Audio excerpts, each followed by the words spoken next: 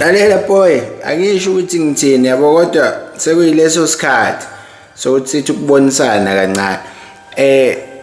Angazi noma sinokuyinothisa lento yokuthi indlela thina bosomabhizinisi abancane abasafufusa abacindezeleke ngayo uthi usuqalile uku-operator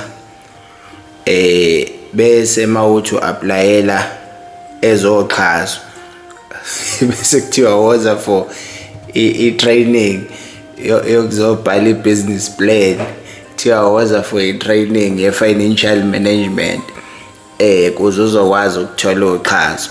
Yet into yakho is fully functioning.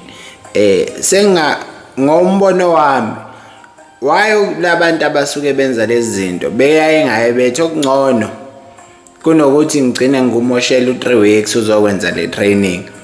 Sizothatha lo 3 weeks sizovakasha ku-working environment yakho si-assess ekutheni ibhizinisi lishaywa yini, because mhlawumbe bazongifundisa ukubhala i-business plan, nginayo i-business plan but angikwazi ukusho because nami ngincengile.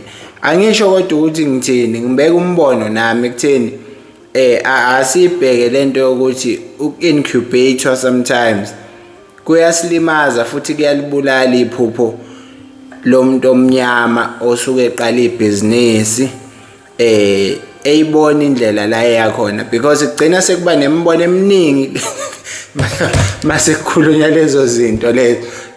Uthi uyasho ukuthi hayi mina ngifuna ukuprinta igiba, ngifuna ukuyibhala kanje.